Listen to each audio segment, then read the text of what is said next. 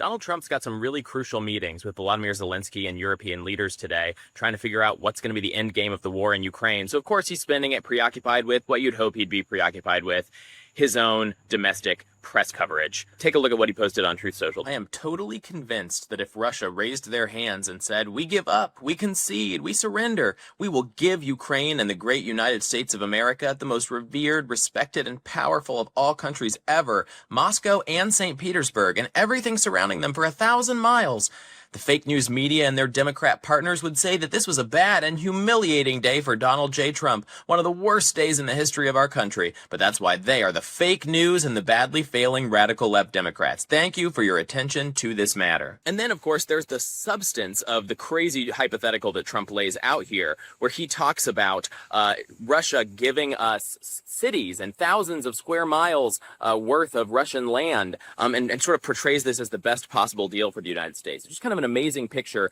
of Trump, this guy who really does see the world in this sort of like old school 19th century empire strongman kind of way, where his goal is not any kind of rules-based international order. His goal is not to see countries get along according to sort of like mutually agreed on international lines and get along peaceably and all of that.